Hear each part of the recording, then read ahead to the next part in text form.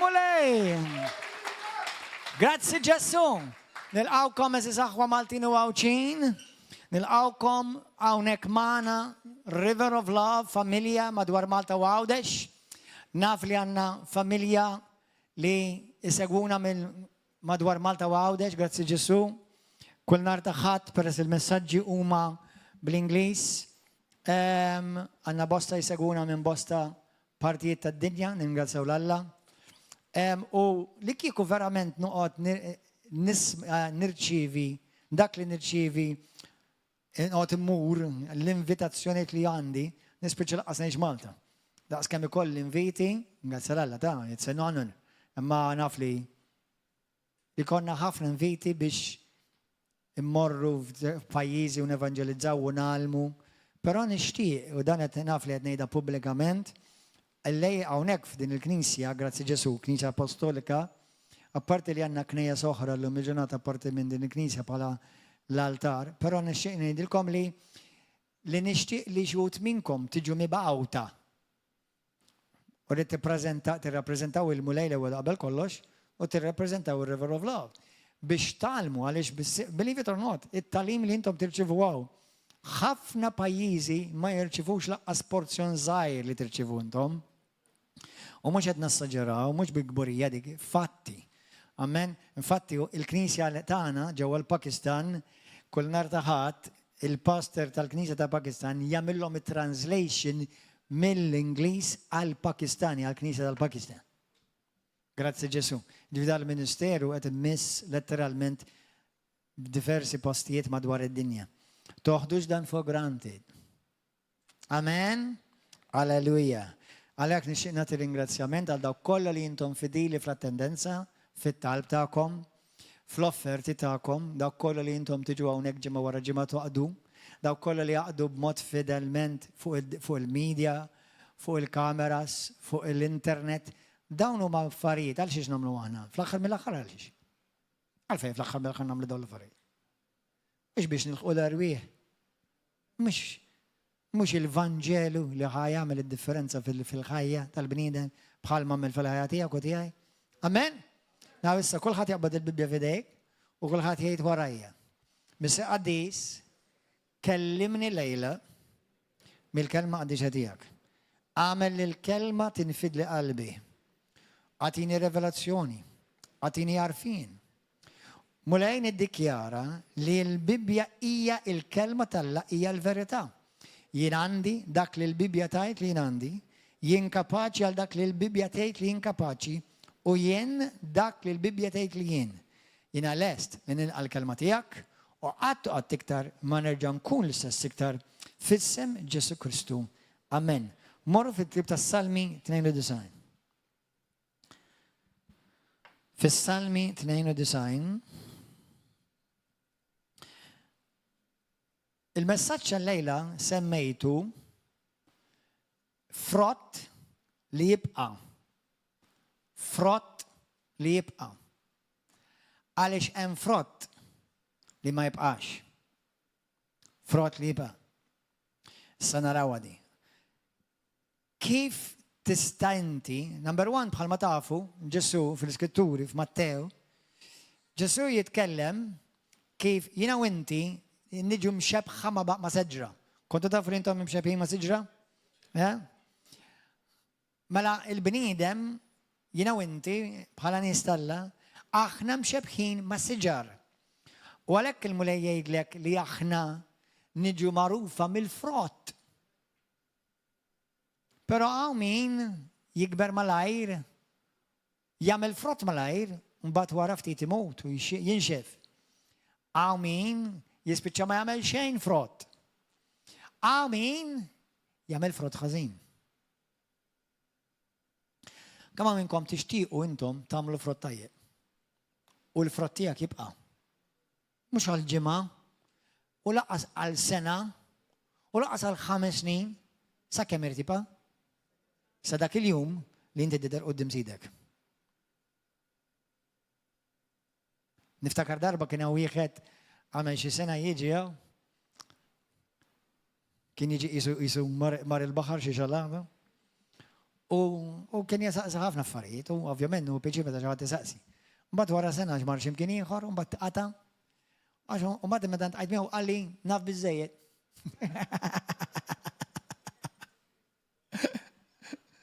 Jien inni 31 sena fil-mulej u għadni ma nafx biżżejjed. Infatti, il-bniedem li jaqaf jixxenna għall-affarijiet Alla mhux sinjal tajjeb. Infatti, jekk xi darba ħassejtek li jisek għajjejt, ġbajt, tħossok dal-commitment, men, xi tħall dal-commitment itħall talih.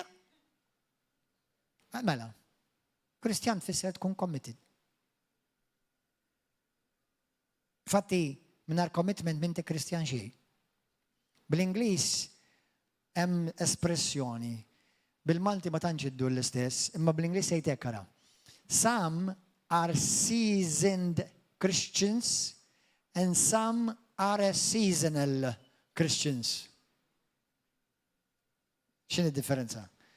ċertu Kristjani huma Kristjani biss ta' staġun u mbagħad hemm Kristjani li verament huma Kristjani ta' kull staġun. Staġunati. Mbagħad oħrajn staġnati.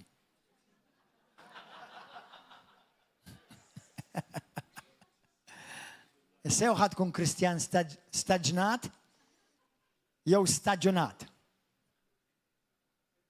Imma l-mulej jridek li inti tkun Kristjan staġunat, a seasoned Christian. Mattew, mbagħad narawha, imma llum l-ewwel naraw Salmi 92. 92. Fl-esperjenza tiegħi, meta jiena anke nħares madwari, nara il-benefiċċji ta' Kristjani li baqgħu jimxu mal-mulej għakkost ta' kollox li għaddew minnhom fil-ħajja tagħhom. Fatt tal-ħajja.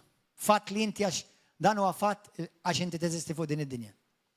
Mingħajr il-mulej u bil-mulej il-ħajja tittejxa xorta. Bil-mulej ħatkun ħafna iktar faċli.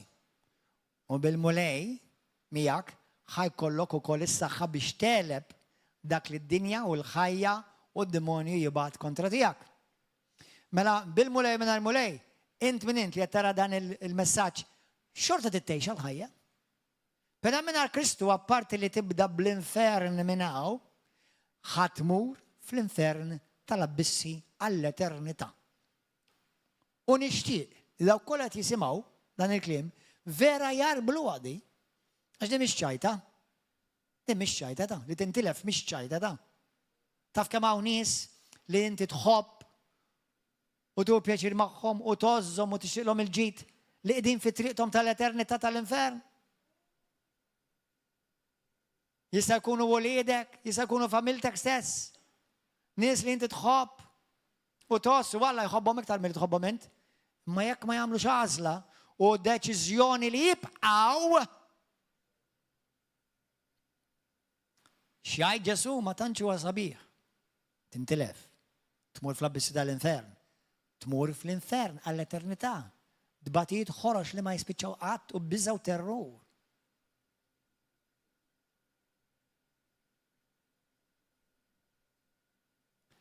Imma trid tibqa' mhux ġas bdejt staġun. Illum kont qed nara l-messaġġ tiegħi stess ta' xi 14 sena ilu. Jismu l-fidi u l-commitment. U semmejt nies f'dak il-video li żewġu għaw sparixxew totali. U mhux qegħdin knisji oħra, qegħdin lura fid-dinja.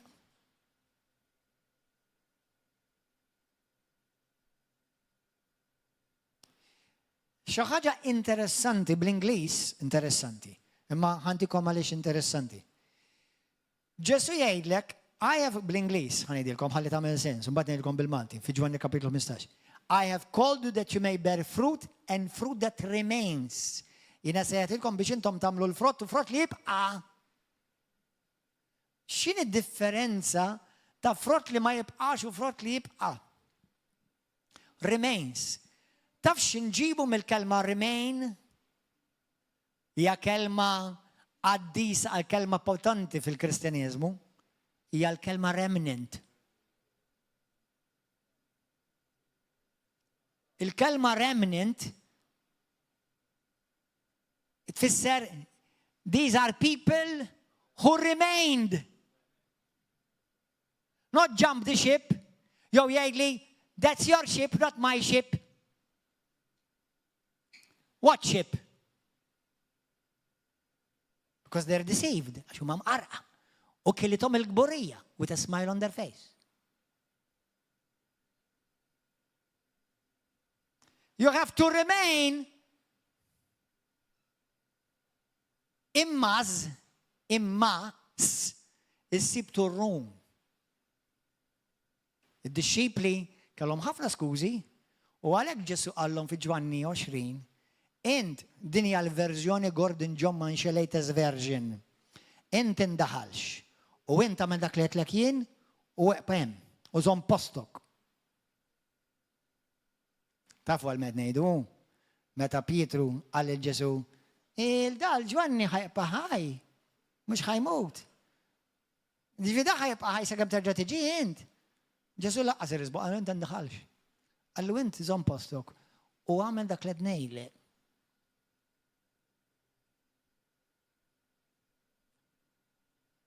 Remain, remnant. How many of you want to be part of the remnant? Mux kol ħadd jgħidlu. That means you must remain. Why do you have to remain? Għaliex inti tibqa tkun parti mir-remnant. Il-fdal ma tantx ġobni bil-kelma, bil-Malti. Remnant. Għaliex? Għaliex immaġina siġra. Xi tiffaċċja din il-povra xitla tikber f'siġra u tagħmel il-frott. Riħ, rifnu, xita, xemx taqlik 50 sekondi. Arar, nixfa, tinfaqa, għaċ. Dik hija xit dak inti. Dak li tiffaċċjah.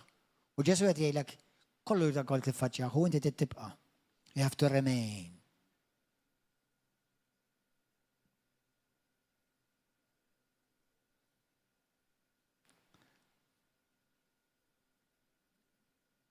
Kemm il-darbetta li kieku daw kollha li ġew River of Love verament kienu kollha vera ġenwinament ta' Kristu, kieku l-istadium ta' qali ma jesenix. Il-ġimgħa l-oħra kont qed nisma' lill-Apostle Guglielmo Maldonado. Morru simgħu l-messaġġi tiegħu, raġel talla midluk minn Alla u jużaw madwar id-dinja kollha. Għalfejn huma? Għal 60,000 ruħ ġew lejl f'din il-Knisja tiegħu dak ġewwa Miami.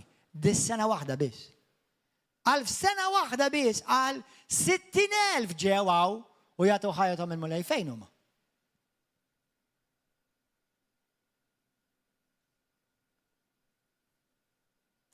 Qed praise God mela mhux aħna biss. Naf li mhux aħna biss, taġvieri, kon naf. Imma u għallu l-mulej, għallu mulej, ma xed nagħmel ħażin. Għallu minti tagħmel xejn ħażin. Għax dak li qed jagħmlu miegħek qed jagħmluh miegħi. Kemm bdew jimxu wara Ġesu u ma baqgħux? Eluf bdew jimxu wara Ġesu waqt li Ġesu kien fuq id-dinja. Kemm baqgħu miegħu sal-aħħar? Ftit tondhom. Inti ħadkun parti minn dak il-ftit għax issa tiddeċiedi ta' mhux la taddem il-maltempata. X'il-maltempata ġejja.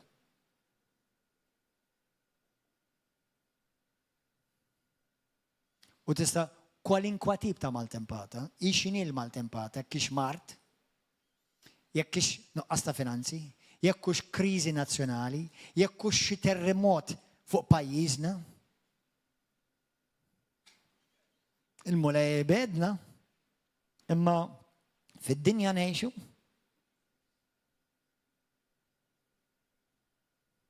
Kemm ħatibqa'? Għaddejna prova. kemm hawn illum 2026. River of Love kompla jimiex il-qoddim. Xejkjaturi għaddejna turrun. Kull sena ngħaddu teżżiża. Xej ġdid. Ma ħanħdilkom ħansemmilkom teżżiża kbira. Jisimha COVID-19. Taf kemm sparixxew Kristjani minn dak nallaw. Anzi, aħna bqajna għaddejja. Hemm bosta knies li għalqu.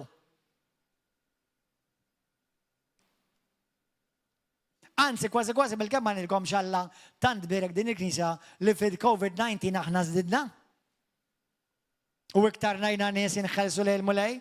Il-ċuċata hija li ġa kellna nies fil-2020-21 meta kien jitbew jingħalqu li mhux suppost qatt jingħalqu għax isek qed tgħid hawn virus għalaq l-isptar. Ma kien. Sewwa, le ma naqbilx li l-knejjes jingħalqu fis-sem Ġesu Kristu għall-ebda knisja m'għandha qatt tiġi tinmanala speċjalment sfurzata mill-ebda awtorità. Għax il-Knisja għall-ogħla awtorità fil-Knisja fid-dinja. Ma u kont għamilt video jien anke lill-gvern kont għamilt video għaltu li l-knejjes iftaħ il-knejjes m'għandhomx jingħalqu knejjes apparti li għandek nies li pereżempju jkunu single u jkunu waħedhom, il-Knisja hija r-refuġju tagħhom. U kellek ħafna nies li minflok batu bil-virus, batu bit-depression, spiċċaw weħida. Imma fil-COVID, kemm sparixxew nies fil-COVID? Għaliex ġiet marda? Għax ġiet tempesta u għalatom. U mietu. Hemm xi wħud mietu letteralment ma samawx mill-Pastor Gordon John Manche li kienet jgħidilhom u jwessihom din il-COVID-19 hija pjan minn Satana toħux il-vaċċin imma melli trid. Ħadmu qed jisforzak imma teħdux. Xi wħud minnhom illum ma jistgħux jgħidu li sorry kellek raġun. Issa la nasel il-ġenna jgħidu li kellek raġun pastur. Għax tiġa qegħdin il-ġenna.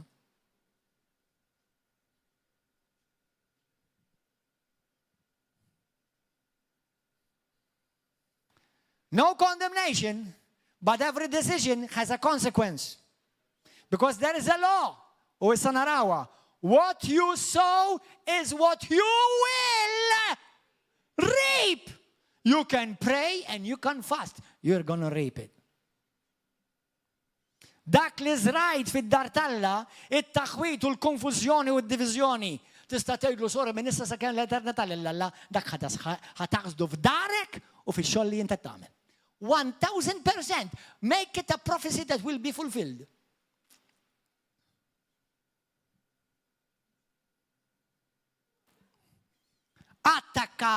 Attakka nies midluka minn Alla, ikdeb kontra tagħhom, ħammeġhom. Oh, don't worry. Taf kemm ħajkollok barkiet? Oh, anointing ta' barra minn hawn ħajkollok fuqek.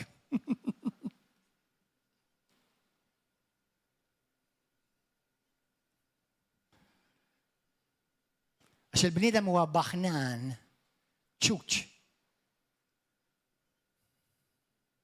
Int ħatibqa'? Fej ħatibqa'? Salmi wieħed din id-diżan. Vers 13. Il-bniedem ġust bħal palma jħaddar. Tfakkarni f'ċajta vera di. L-ġrad vera. Kelli ħabib Malti Kanadis. U kien ġi joqgħod Malta, kien intrabba l-Kanada u l-familja tiegħu jmuvjaw Malta. U konna morru l-iskola fl-imkien. U kellu composition tal-Malti. Ħdura madwarna. Dak kien it-titlu tal-composition, fil-vera sens tal-kelma, mhux I'm not making this up. U minn flok kiteb fuq il-ħaxix u s-siġar, kiteb kemm hawn nies ħodor madwaru.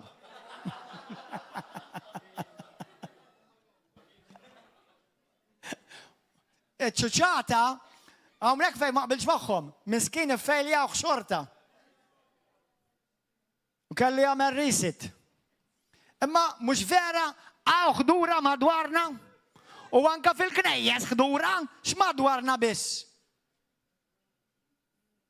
Mhux kull min jitħaqlek u jgħidlek praise the Lord ħobbok u jixtieqek aħjar minnu.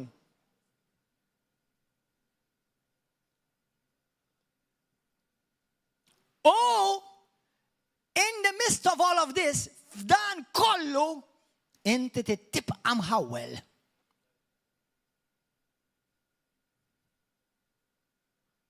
U mhux tiġi tuża xi ċuċata biex turuni kemm inti m'għandekx sens ta' kristjaniżmu ġenwin u m'għandekx sens li inti persuna tapat u tiġi tgħidli għax issa saret rutina. Intu rajdi. Ix-xogħol ma xi dejqek dak mhux rutina. Imma xi tik il-paga tmurux. Inti tinħasel kuljum, dik mhux rutina. Iqaf għamela taħli l-ilma.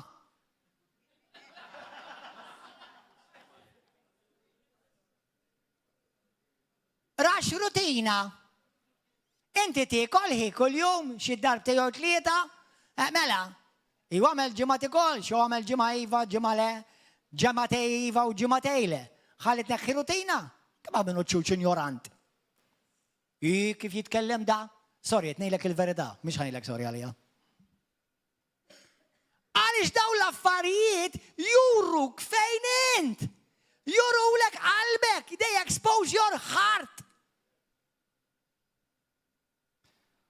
Xaħat l-mara tiegħi Alla xejn ġdid, Alla jgħidulhom il-Knisja tagħkom joqogħdu attenti kif jitkellmu ma' ċertu nies. Vera, 100%. Oqgħodu attenti kif titkellmu mal-aħwa jew in-nies ta' barra fit-triq. Jgħidulhom il-verità bl-imħabba. T'għaddix kundanna, tagħtihom sentenzi sewwa. Għax inti l-qalb tal-bniedem ma tafix. Imma mhux l-ewwel darba xi ħadd jgħidli xi ħadd minn knisja tiegħek. Jew xi ħadd li jiġi l-grupp tiegħek għalli jekk hekk. Ħanejlek number 1 u nuk li tgħid li għax ma kontx hemm 1. Allura dak li tgħidli għalija għal Gordon John xew kollu paroli fil-vojt. Għax la ħanejdlek iva u laqas ħanejdlek le għax jien ma kontx hemm. Jekk għandek il-spina dorsali, jew għalmenu naqra l-ġulija u naqra whatever you call it il-Maltese, għan-nisa. X'ma xejdulhom il-nisa xejdulhom il-ġulija ġorda? Nisulija. Jekk inti għandek urġulija jew nisulija, mur iffaċċa lil dik li qajtlek ħalli lili tħallini barra mill-pija. Għax dak li mhux taqbal hija mhux taqbal hija.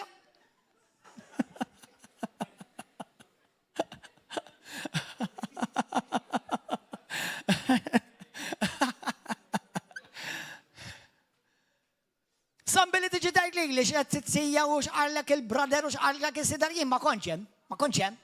Mela jqaf, mur ngħid lilu. U ħanejdlek, jekk xi ħadd irfislek il-kallu, taf xwera, taf x'exposja, naf li kelma mkisra dik il-pastardjata, x'kixef, xef qalbek. Simple as that. Isimgħuni, kulħadd jgħidha warajja bħal pappagall. Kulħadd jgħidha warajja. Kull ħaġa li jgħidu lili, jgħidha min jgħidha, kull ħaġa li għamlu miegħi, jagħmilha min jagħmilha, tajba jew ħażina, qed tikxef lili fejn jien verament f'qalbi mal-mulej. Dik hija l-verità assoluta. Għax iskrittura tgħidlek min maqdirek ħassib u min ifaħħrek ħassib u bitnejlu Alla jittestijak kont taf? Taf l-iskrittura dik tal-lem? Taf il-proverbi tgħidlek bit-tifħir tiġi marbula qalbek? U bit-maqdir ukoll tiġi marbula qalbek? Mela, ħuda għamela Vangelu għal ħajtek di, għax apparti li għaf l-iskrittura u hija l-verità eterna. Jgħidlek xi ħaġa l-pastor, jew il-pastura, jew il-diaknu, jew l-evangelist, jew l-asher. Għallek, xamillek, wara millek. Inti, kif ħatek ħendelja, ħajuri xej fuqhom, fik ħajuri, Xem fik ħajuri. Kif tirreaġixxi. Mhux qed ngħidlek qed niġġustifika x'għamlu lek hekk hux tajb ħażin, ftakar jien ma kontx hemm u laqas int ma kont hemm mel tindaħalx. Imma, brother, għax isma' pastor, tafx qalt li dik? Għalli, issa jiena nafx qalt lek inti mhux ħatejdli x'taħseb int li qalt li dik ma kontx hemm jien ma smajtejx. Mela nut li ħaddaħħalni fil-kredu. Però ħaġa waħda nista' ngħidlek żgur, brother. X'qaltlek? X'għamillek? X'qalulek? Kif iħħendiljawk?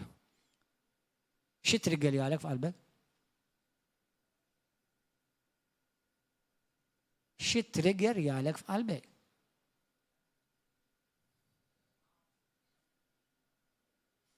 Qed tifhmu aħwa? Fil-ħajja aħna m'għandniex nagħmluha. Fil-ħajja daw l-affarijiet ħadd tiffaċċjahom.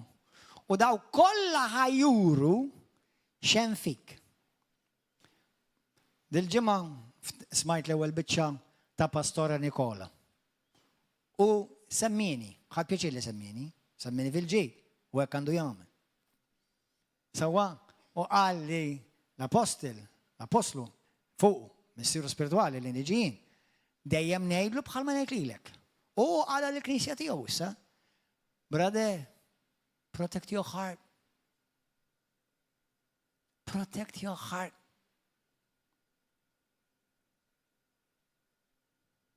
Ġestixxi il-tuo kore. And praise God. Dak li jiena allimtu qed jgħalmu l-merħla tiegħu.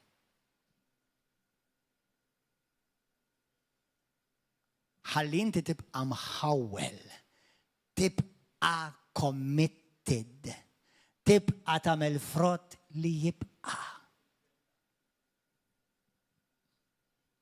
Salmi 92. Spiritu Santu kellimna. Ejdlu, Spiritu Santu kellimni.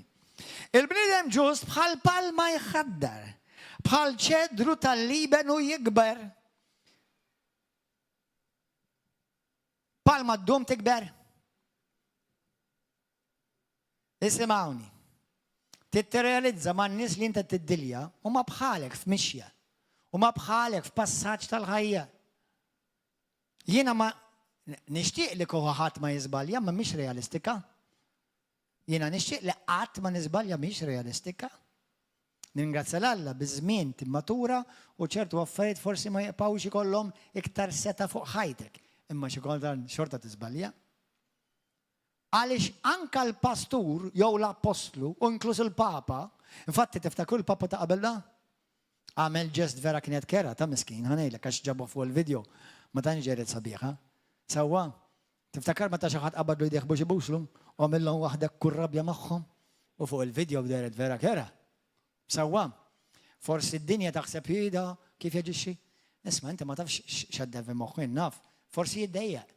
Ħanejlek nammiraħ li daħħilhom idejhom ta' għax għatta kattolċ jakberu għalma, kolħa iridu jgħoddu jbusu kol idej. Iġveri għammella sew li neħħela ideja tuqad bux l-ideja, b'nej safi. Sewa, biex mbagħad nuqgħod nimsaħħa, u nuqgħod nagħmel sanitizer. Immaġina dawk l-idej kollha jgħoddu jbisu l idejk. Ja, min jaf kemm jibdaw jiġru dawk il-mikrobi. Iġveri, sa ċertu punt, miskin għandu dritt jgħoddu neħħilhom idejhom, imma kif der ikkraħ. Sawa, vera, nejt il-verità. Ġif mux għadna ħodda kontri li għamilek, imma jista jkun li zbalja, forsi ma kellux għalfej jaġixi daqsek, kisa mux għadna ġirga, ġas xrajna bis, il-mole jibirku. Għavolju, jessa ma dux maħna, ux. Għadu maħna. God bless him. Ġifiri, insomma, jina mux għetnejt xaħġa li inti tista, forsi bnidem tarax jgħamil xaħġa u jinnaf u tabborriħ, jow tistkerħu, jow jisek kanċellajtu. Bħalli kieku int ma tizbaljax bħal ħaddi ħorru.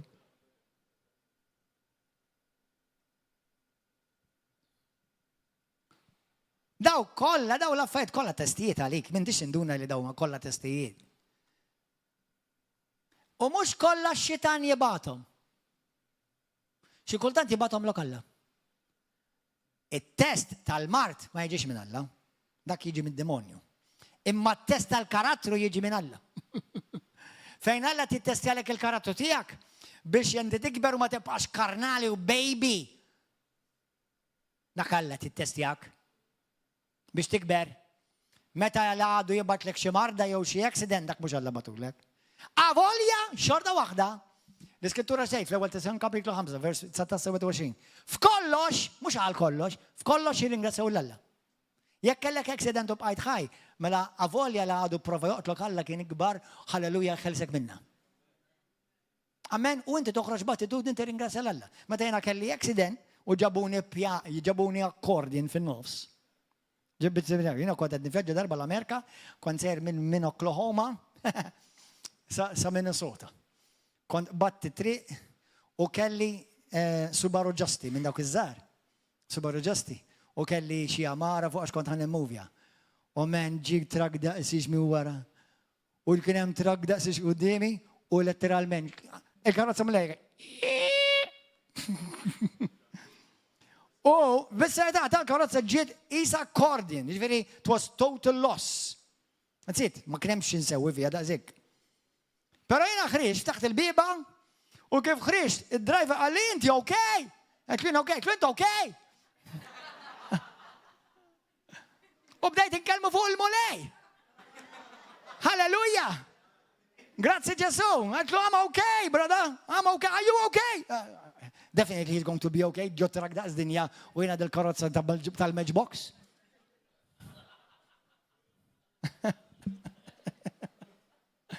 Imma f'dak il-ħin mhux qed ngħid, bħal xi ħud Kristjani. Nidaj b'dawk, u nidaj b'daw, u dax kemm dajtu, dax kemm fa' ma nidaj xejn. Ningasal Alla, bqajt ħaj, karozza tmur u karozza tiġi. That's it. Halleluja. Amen. Dak missier iċċassa, dak kien abjad karti. U jiena ħriġt minn karozza letteralment, praise the Lord, halleluja, praise God, brother, you okay? Vera, il-mulej u x-xuttijaj, din għamilta bis-seta d-nejlek. Thank you, Jesus. Għalix titallem li kollox jittestjak. Jittestja fejn int. It's like, daw l-affarijiet, it's like, xejdu la dik, li tittestja iż-żejt u għek, xejdu la. Il-dipstick, these are your dipsticks to see which level you've arrived mal-mulej. Li xej ma jaffettwak, imma jaffettwak dak li jammar fik, mux dak li tiġi għadwarek. Għax aħna ngħidu bħalma tgħid l-Iskrittura akbaru dak li hemm fija minn dak li hemm fid-dinja, minn dak li hemm fija suppost jissupera dak li għaddej madwari. Imma ċanna rux ta' Kristjani ċirkostanzi jimpressjonawhom u jillidjawhom. They are impressed and they're led by circumstances. Halleluja. Il-bnidem ġust jikber, imħawel isimawa, imħawlin f'dar il-mulej, iħadru fil-btiħi tat-tempju tal-latana, sa fix-xuħitom il-forot jamlu. Wow! Sa huwa unur. Ħanedkom aħwa, ftitilu kelli profesija u seħħet. I'm sorry to say, seħħet. Kelli xi kemm kilu? 5 snin ilu. Kelli profesija, ma nafx kux waqt il-Covid jew qabel il-Covid jew ftit wara l-Covid, imma x'imkien fuq il-video sejda. Fejn il-mulej wessini għalli wissi lil dawk li qed jikbru, l-anzjani qed jikbru. Għaliex ħafna anzjani abbandonaw fl-aħħar il-mulej fl-aħħar żmien ta' ħajthom. Jajjew, jibqgħu jisiru bla ġuħ hekk ishom nonxilant u jitilfu dak iż-żelu dak il-ġuħ lejn il-mulej. Għax jieħu. Għax kebru. Jiena u inti rridu mmutu meta tasal is-sija tagħna nara l-Kristu. Mhux tlift in-nar tiegħi. Meta ġej ħudni. Qabel mhux qed jieħdok għax qed iħenna għalik. Għax kif int m'intix qiegħed sew ta' mhux kif Alla jridna żgur.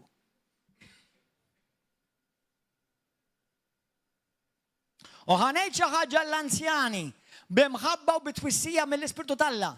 Jekk inti toħroġ biex mur għall-grocer, jekk inti toħroġ biex mur għat-tombla, jekk inti toħroġ biex mur għand it-tifel u għand it-tifla u għand il-kuġina u għand il-ġara, imma għall-mulej jisiba diffiċli issa biex terġa' tiġi lejn id-dar tal-mulej. Ma jirriflettix sewwa minn għajnej Alla fuqek.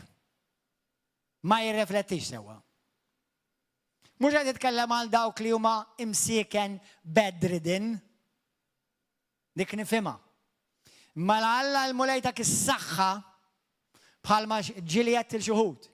Bil-qeda d-dar u bil-qeda l-Knisja, aħjar tiġi bil-qeda l-Knisja. Number one fil-preżenza tal-Alla bħalma naraw ħafna, hawnhekk jiġu ħafna bluġieħ u jitelqu minn ajru. Għaliex, mhux aħjar tkun taħt il-preżenza tal-Alla, mela għaxa meġuħ, ejja u ħadd il-fatt li ġejt u onorajt l-Alla, il-fidi tiegħek qed tonor l-Alla u Alla jonora lilek u jfejqek. I know this challenges people.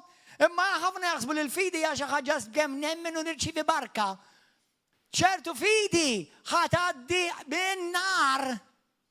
Mura aqra Lut kapitlu 11 fejn nies li kellhom jgħaddu bin-nar biex jippruvaw li l-fidi tagħhom javeraw ġenwina. Meta Mose ħares il-poplu dalla mill-Eġittu, kellu ta' 80 sena. Ara ma tgħidulix intom kbar qabel 80 sena.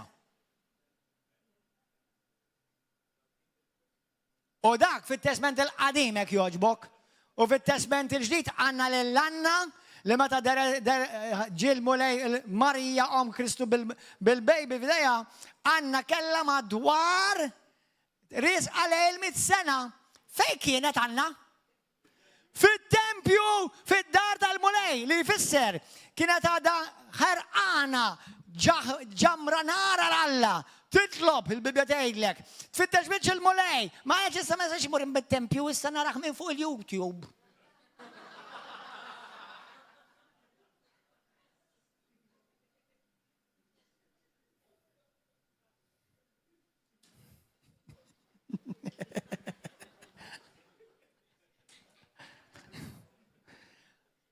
No, pjaċir, meta narakom titqu. Imma taf għaliex qed titqu? Għax tafu li hija l-verità.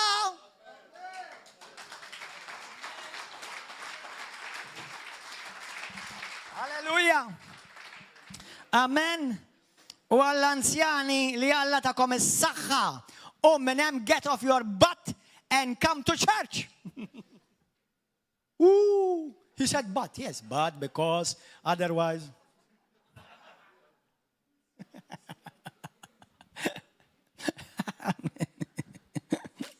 Kemm qareb dan il-pastor. Hallelujah. I was born that way. Hallelujah. Mela. Safix juħitom il-frott jagħmlu. Kollhom ħajja u ħdura biex ixandru li ġustu l-mulej blata tiegħi u ebda ma jinsafih. Morru fis-Salmi 103, morru hemm malaj. Hawnhekk ħan nilfes il-kallu ta' xi ħadd. Imma nwedkom li nħobbkom. Imma nħobb il-verità aktar minnkom. Milli nħobb lilkom. Ġifieri, nħobbok biżejjed. Ma mistax nħobbokom ma ngħidlekx il-verità. Number one, kun qed nonqos quddiem Alla. U nkun nonqos lilek. Għax inti tittafda dal-raġel sewwa mhux fl-istess livell li tafda lil Alla, sewwa ma tittafdani biżejjed li qed ngħidlek il-verità. X'inti kieku ma tiġix hawn. U ma tismax. Fis-Salmi 103. Birak ruħ tiegħi il-mulej b'qalb kollha birak li sem qaddis tiegħu. Birak ruħ tiegħi il-mulej u la tinsix il-ġid kollu li jagħmel miegħek. Il-Allu kemm tottal bosta Kristjani dis. Inħelsu minn xjaten fiqu minn Mark li ma setax jitfejja. Familji, żwiġijiet, restaurati kemm nesew x'għamel magħhom il-mulej. U li jaħferdnu bidek kollha jfejja il-mart kollu tiegħek. Jifdil il-ħajtek mill-qabar iħadnek bitjiba u l-ħnina, ixabba bil-ġid snin ħajtek u bħal tal-ajkla tiġġedded żożitek. Din hija l-kelma tal-mulej jew le? Alla tikdeb hawnhekk, jgħid jesaġġera.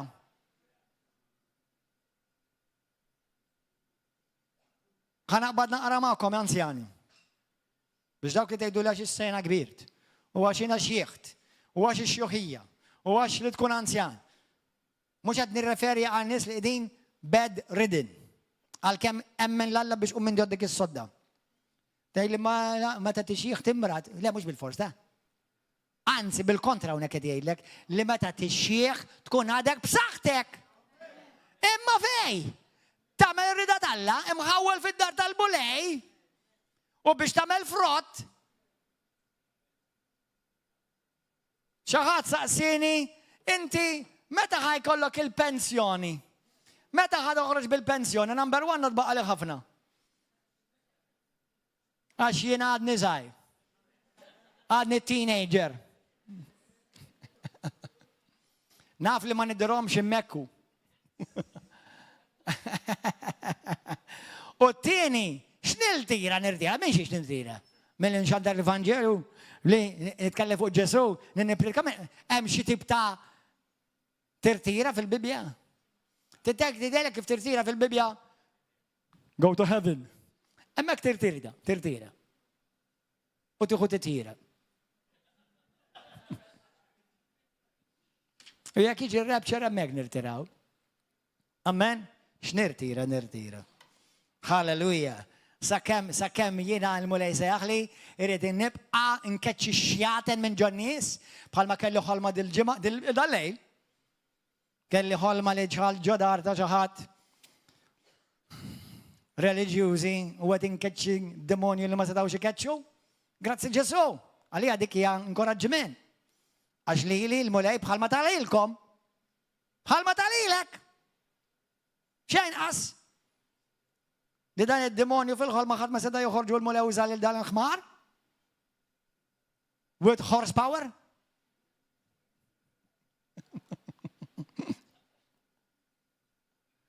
Amen. Għalija għadu simbolu sabiħ, u nagħti glorja lil Ġesu. Għax I know where my strength come from. Naf minn fejn ġejja s-saħħa tiegħi. La ġejja minn mistieri tal-art u l-qasel ommi tal-art, ma ġejja minn mistieri tas-sema. Halleluja. Li bħalma ħaplilek. Riċenti kellu kopja u din għamela test il-kopju kollha u ħanamilkom test issa stess. Ara ġej test. Intħobbu l-Alla? Ovvjament tista' tikdib li ma l-Alla ma sax. Intħobbu l-Alla? Qed il-verità, intħobbu l-Alla? Kif taf li tħobbu l-Alla? Kif taf li tħobbu l-Alla? Kif għax tgħid li tħobbu taħseb li tħobbu l-Alla? Kif taf int li tħobb l-Alla?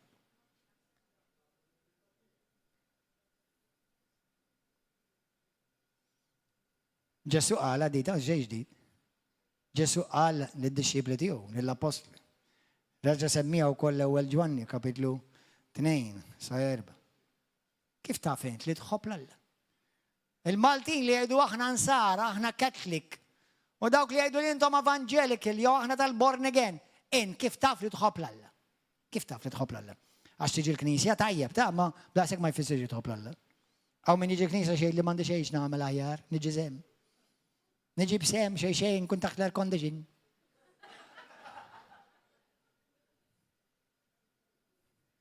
U ddaħħaqni waħda lura niġi. Kif taf int li tħobb l-Alla?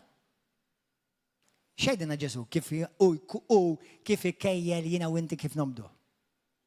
Kemm nobdih?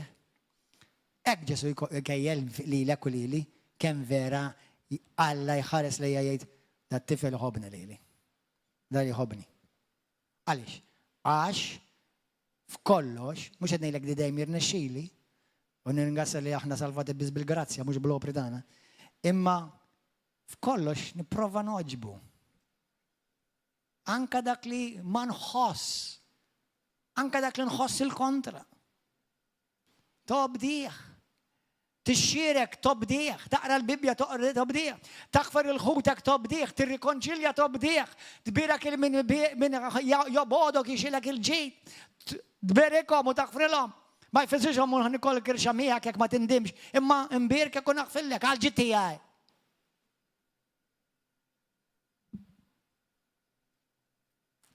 Għax irid inżomm qalbi pura. Halleluja. Le, jekk inti vera tidfrott li jibqa' żgur biblikament, qed norikom żewġ passaġġi. Mor fi Ġwanni kapitlu 15.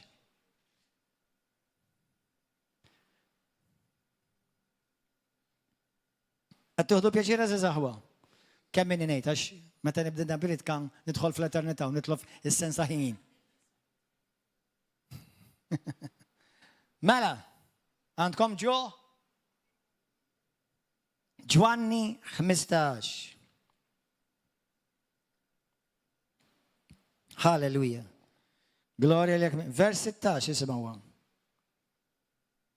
Number 1, Ġwanni jitkellem kif Ġesu huwa d-dilja. U li aħna l-frijaj. U għahidna ma nistawx namlu frott. Id-dilja tirrepreżenta żewġ affarijiet. Number 1, nistajdilkom tirrepreżenta 3 affarijiet actually. Number 1, fit-Testament tal-Qadim tirrepreżenta l-Iżrael. Imma aħna maħniex Iżrael, aħna kreaturi ġodda fi Kristu. Number 2, Ġesu kien jitkellem għalih li huwa d-dilja. U d-dilja tirrepreżenta l-Knisja. Tista' ferra weħida tagħmel frott jekk taqtaħħa minn mad-dilja. Tista' jekk inti għandek ħuġġieġa ta' skuk jaqbdu, tneħħi zokk għal rasu, tista' dak idum jaħdem jaqbad waħdu, taħseb li idum jaqbad waħdu. Mela, mux ġast immur il-Knisja, jien mħawel fi Kristu, jien mħawel fil-Knisja biex nagħmel frott. Dak, isimawni aħwa, ħanirkom missirijiet, sew dak li diġandhom missirijiet u dak li intom xi darba tkunu missirijiet. U għammijiet ukoll, imma ħanet għal-missirijiet iktar. Fejt morint, this is powerful, this is prophetically powerful. Fejt morint, morru lidek. Għal dawk li intom ma kellkomx missier tad-dinja, jew abbandonak, jew mid-żgħir u margaw dejtux. L-om ukoll tagħmel differenza. Imma b'mod speċjali prinċipju spiritwali bibliku fejn imur il-missier imorru l-ulied.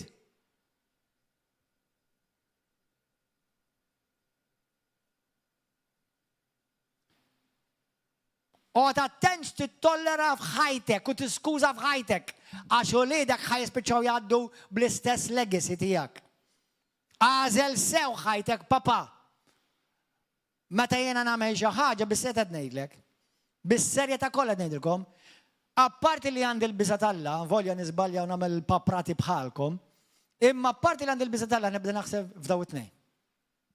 Għax naf x'qed il-prinċipju x'qed nistabilixxi fir-realm spiritwali. I'm aware, I live aware of that. Darba kont għamess messaġġ xi 5 snin ilu jismu gatekeepers, morru waraw irġiel. Morru waraw anke n-nisa tajjeb imma l-iktar għall-irġiel għax ir-raġel huwa r-ras. Naf xi kultant jaġixxu bla ras imma huwa r-ras xorta waħda. U tattenx għażliet tagħmel għax uliedek ħajsegwuk. Tgħidli lill-om le, imma inti r-ras. Mara, inti kun lon, mhux biex tinmanipulaħ, biex tgħinu.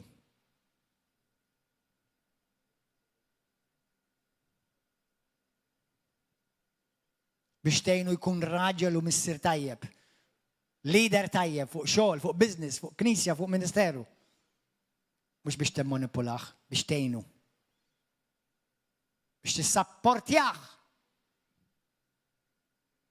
Qed naqbes f'ħafna prinċipji li lilek ħajgħinuk tibqa' imħawwel biex tagħmel frott li jibqa'. Amen? Halleluja. Grazzi Ġesu. Vers 4. Ibqgħu fija u jiena nibqa' fikom. Kif il-fera ma tistax tagħmel frott minna nfisha jekk ma tibqax fid-dilja, hekk anqas intom ma tibqgħux fija. Jien id-dilja intom il-frijaj min jibqa' fija u jiena fih dan jagħmel ħafna frott. Għax mingħajr ma tistgħu tagħmlu xejn. 1000% right. Vers 16. Mhux intom għażiltu lili, imma jien għażilt lilkom u ħtartkom biex tmorru tagħmlu l-frott u l-frott tagħkom jibqa'. Ħalli kull ma titolbu lill-missier f'ismi huwa jagħtihulkom. U dan nikmandakom ħobbu lil xi xi. Mhux inħabba ta' tferfir u tat-tixtix ta' biss. Imħabba li tibqa' imħabba ta' covenant. Meta tnejn jiżżewġu fi Kristu, jidħlu sewa t-tajjeb u sewa l-ħażin. Għas-saħħa u għall-mart. Ma rridux mart, imma meta jiġi tibqa'.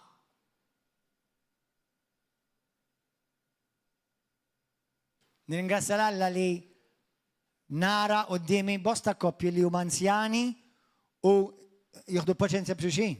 Issa jekk inti ta' Kristu u tibqa' fi Kristu, għandek wedit fil-Bibja li l-mart ma jaħkmekx. Tafa din jew le?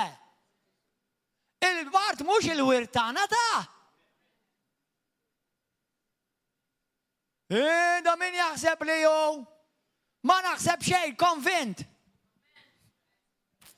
Imma timxi mal-prinċipji tal-kelma tal-Alla ta' mhux sa' trident x'in nifettillek kif joġob lilek, u mbagħad tippretendi l-aħjar ħaġa l-Alla f'ħajtek. Ħafna Kristjani jgħixu fuq il-ħniena tal-Alla, mhux fuq il-grazzja tal-Alla. Ma nafx jekk battu di? Many survive on the mercy of God, not on the grace of God.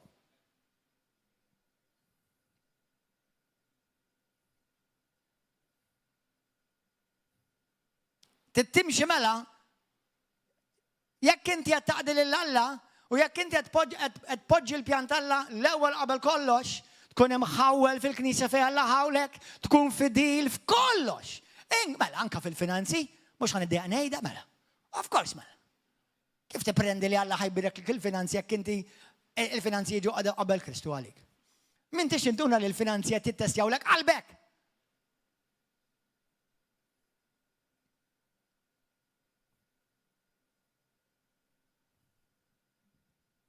Kollox fil-ħajja jittestjalik qalbek, kollox.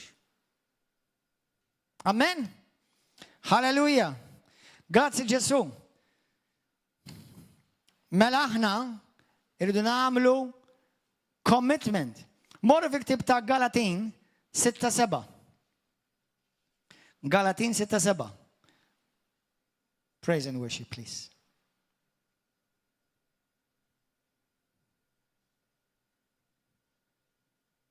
Ħudu ħsieb il-xuxin, ħobbu l-xuxin, ħudu paċenzja b'xuxin, aħfru l-xuxin, toċ iżomm l-anzita. Kemm ħaddum sejjer bija, man? Kemm ħaddum sejjer bija? Basta I love God, no you don't love God. You think you're God.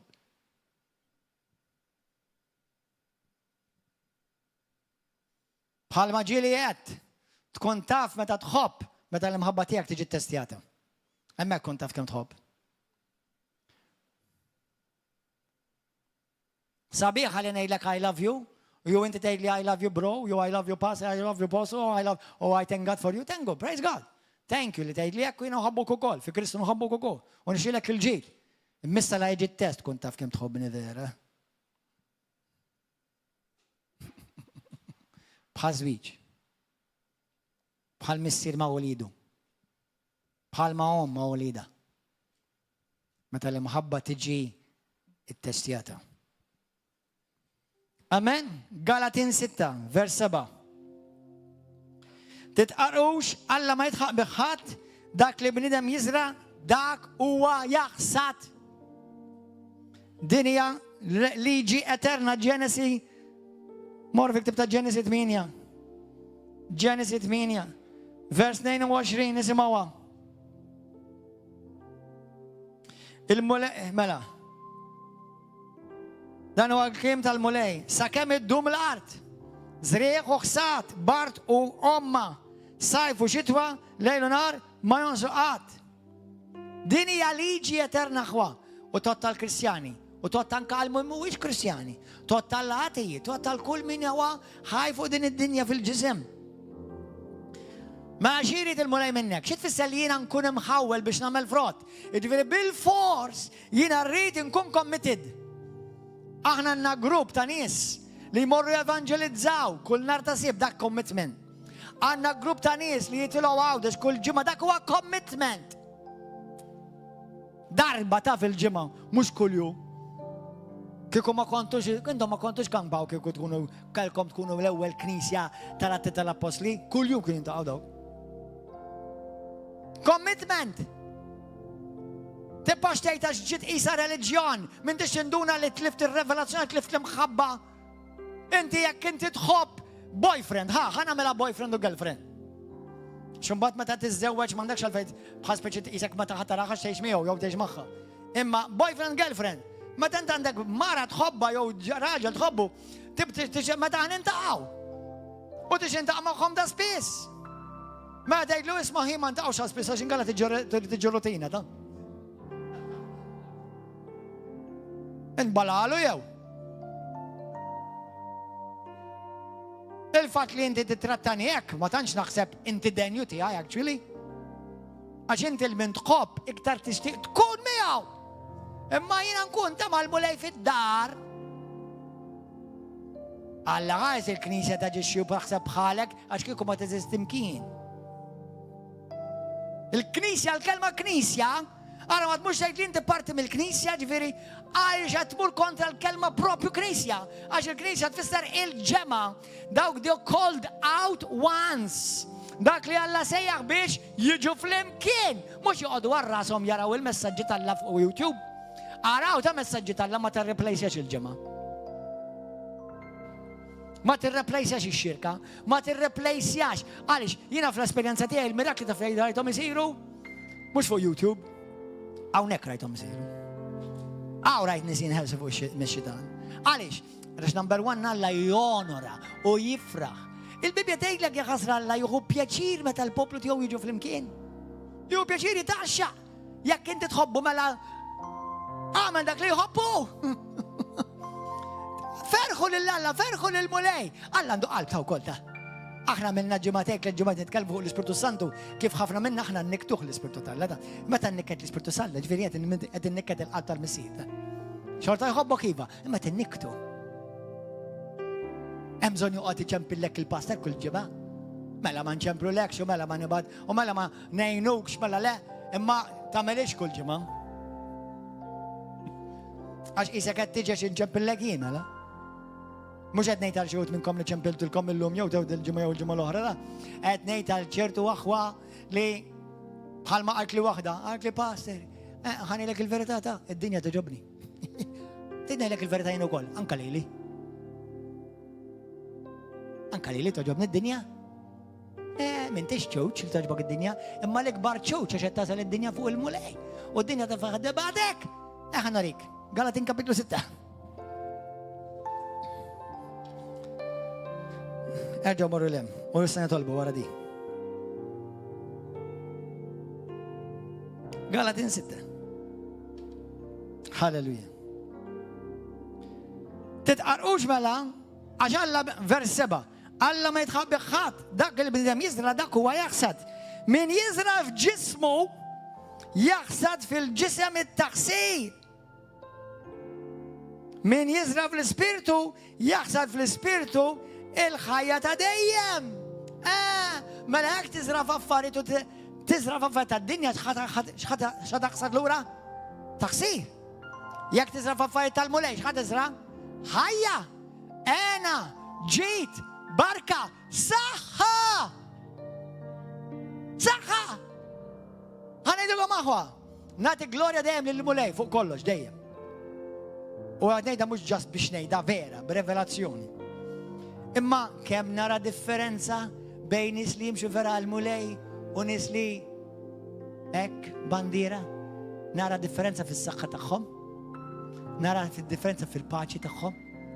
Nara differenza kif jikħendiljaw il-ħajja. Nara differenza inkluż bej kemm bniedem jimratu bej li ħolle. Għaliex? Għax inti qed tiżra fil-ħajja. U l-mewt manda lebda saħħa kontra l-ħajja talla. Il-mart mandu lebda saħħa kontra l-ħajja talla. Halleluja. Għaxe, amen. Halleluja. Grazzi Ġesu. Gloria l-jak mulej. Fi ktib ta' Mattew kapitlu 25, vers 21, 23 u 26. L-Skrittura titkellem fuq dik il-passaġġ fej Ġesu jitkellem fuq dawk il-qaddejja stewards bil-Ingliż li tom wieħed ta' talent wieħed li ħor ta' 2 u li ħor ta' 5. Dak li bħam 5 ġablu 5 oħra għaliex. Għax baqa fidil, baqa committed, baqa mħawel. Għamel frott sal-axħar.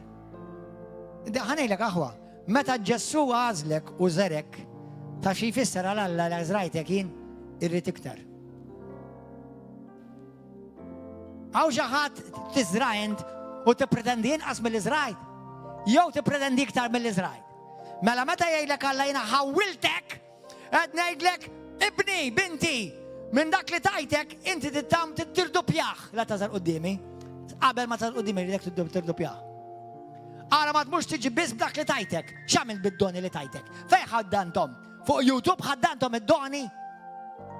Il-ministeri li tajtek, l-għajnuniet li tajtek, l-amministrazzjoni, l-abilità li tejni il-Knisja, sew fil-naturali, sew fil-Knisja, fejn qed ħaddanhom? Żammejthom għalik ma xejn bejhom. Għaddej ħażejn. Mhux qudiemi. Taf kemm hawn Kristjani ma jxirkum kien, mumam committed imkien, għax ma rridx inkun parti mir-rutina, ma rridx inkun committed, sala qudiem sidek Ġesu għara x'ħadejdlu.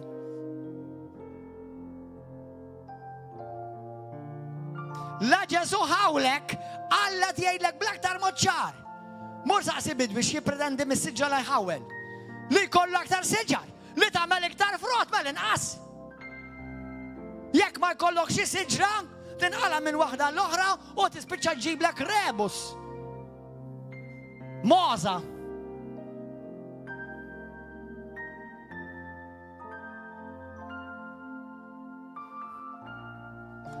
Taħseb li Alla titkellem il-lejla?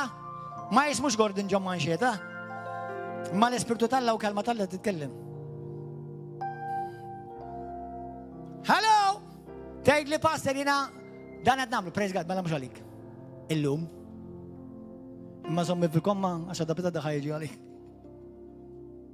Għaxina u inti ħadd minna ma wasal, id-din fi proċess ta' maturità. Amen? Kulħadd ibaxxi rasu.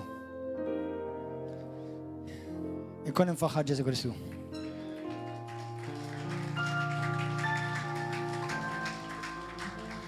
Halleluja. Naf, ir-rutina xi kultant tajjik. Imma l-ħas ma jkun hawn rutina. Saqsi l-bodybuilder jekk għandu bżonn rutina. Saqsi l-atleta jekk għandu bżonn rutina.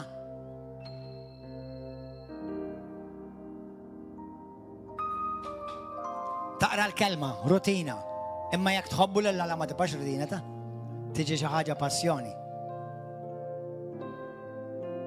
Hija ħasra fejn anke bosta Kristjani qaż jaqraw il-Bibja ma baqgħu.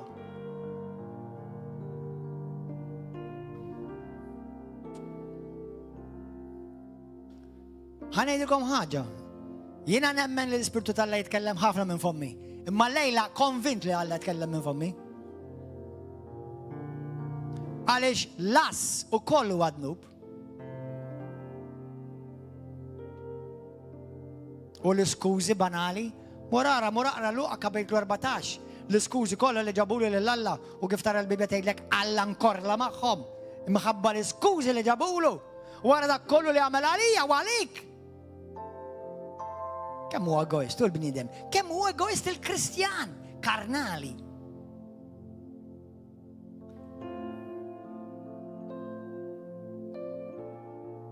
Il-mulej ħenna lejna l-ku.